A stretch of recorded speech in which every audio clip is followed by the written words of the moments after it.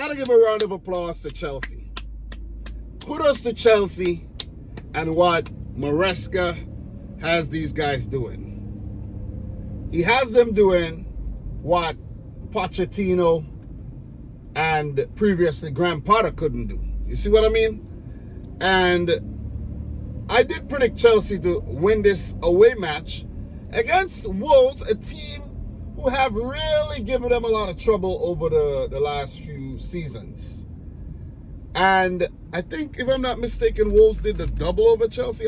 Don't quote me, but Wolves are a problem team. Wolves give a lot of teams problems, and they surely did give Chelsea a lot of problem. So, from my assessment of the Wolves team this season, I knew they weren't going to win this game. I knew they weren't going to walk away with any points. Simply because, I'm just not impressed. And if you look at the personnel that they have in their team, losing some key players like Max Kilman and even a Pedro Neto, even though he was injured for most of his Wolves career, but he was an impactful player. And then you just look all around the team. I'm like, Wolves look like a team that's going to struggle this season. I'm not going as far as to say they're going to be relegated, but I'm going to say they're going to struggle. You see what I mean? Let me just pull over for a quick second. As a matter of fact, let me just pull over for a quick second to just run through the goals before I get back on the road, So, let me take off my my blinker so I'm not making that noise. So, guys, credit to Chelsea. Check my prediction. I did predict a win, and I did predict a 3-1 win for the Blues. Guys, I'm not a biased person. You see what I mean? I might make jokes, I might say some things, but I'm going to be real. I'm going to keep it real all the time. You see what I mean? So, in the other game that was played simultaneously, Bournemouth won, Newcastle won. That was my exact predictions. My predictions are looking good this week. The first predictions I made this season, they're looking good. And I will talk about that some more when I do an overall video after the Liverpool-Brentford match. That's coming up pretty soon. But let's talk about Wolves 2, Chelsea 6. And this match was 2-2 at halftime. It looked poised to be a hot one in the second half as well in terms of the battle between the two teams. And, it looked like it was shaping up to be a very, very close one. A lot of opportunities for both teams in the first half. And I think the scoreline was really justified with Jackson in the second minute, early goal. And, that was from a header. And Matheus Cunha in the 27th minute for the equalizer. He did score before that, but the goal was chalked off. I'm not going to remember all the goal that was chalked off and all that stuff. I'm not going to remember that.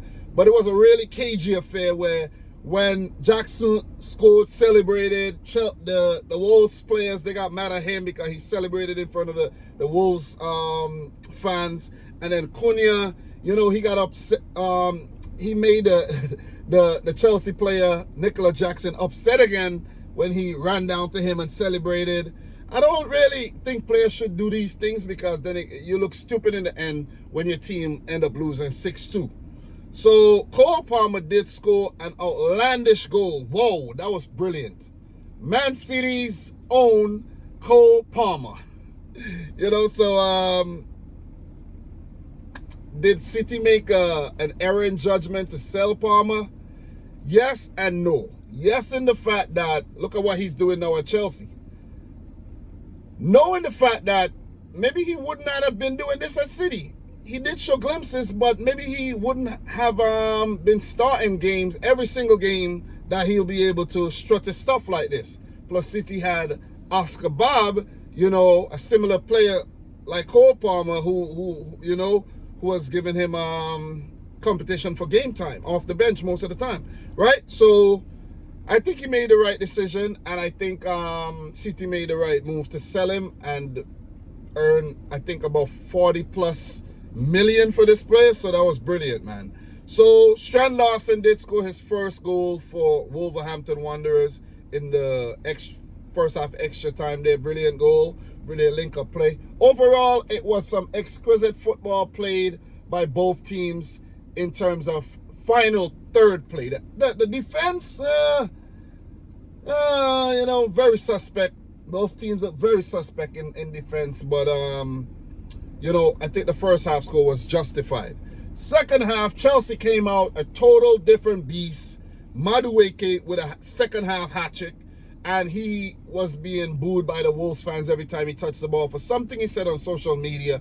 I'm not keeping up with these things, guys. I'm really not keeping up with everything, but I'm hearing things from listening to the commentators, right? Chelsea did defeat Servette 2-0 at home in the Europa Conference League playoff or something like that, and Madueke, I think, did score.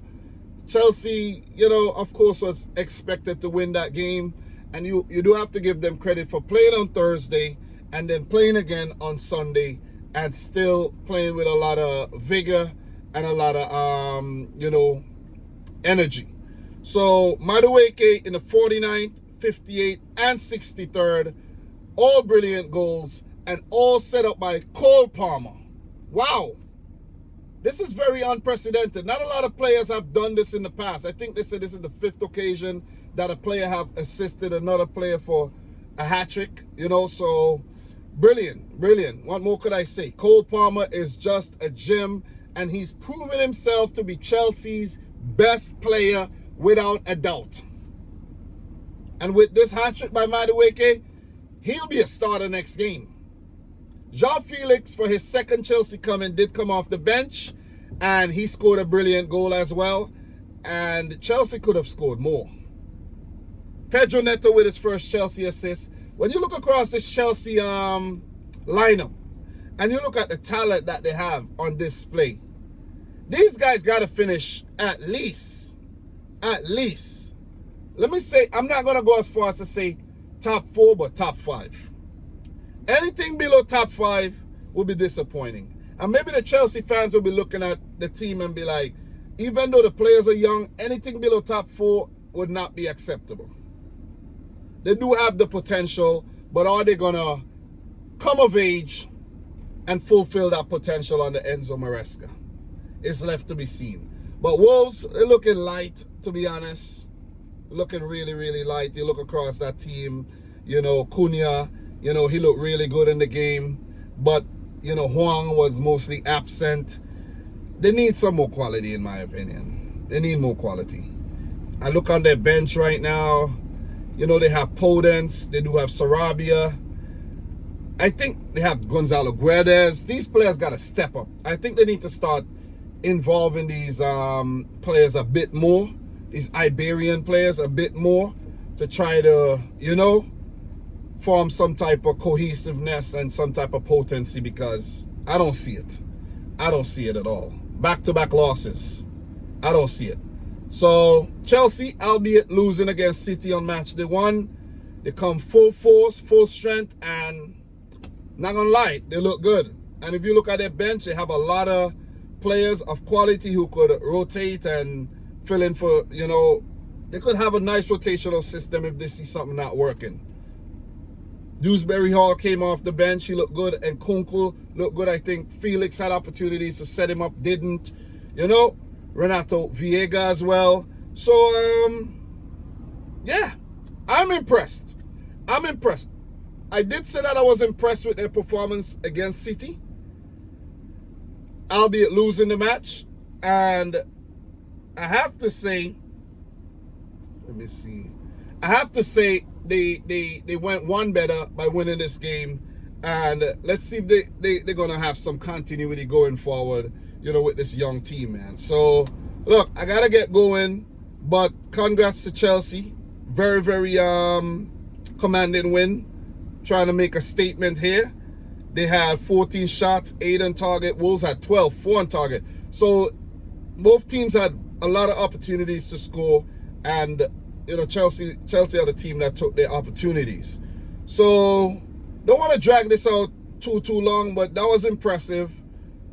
Chelsea got to try to have some continuity. Wolves got to try to do a lot better than they have done so far this season. And, tough start. Arsenal and now Chelsea. So in terms of, let me get the next match for Wolves. I did just pull it up. Their next match will be an EFL Cup second round match against Burnley on Wednesday, and then on Saturday they play Forest, a team that's beatable in my opinion. So they could look for that, look towards that game as an opportunity to pick up points. As for Chelsea, their next game would be let me see. Their next game would be the second leg away against Servette this Thursday, and then on Sunday they play Crystal Palace.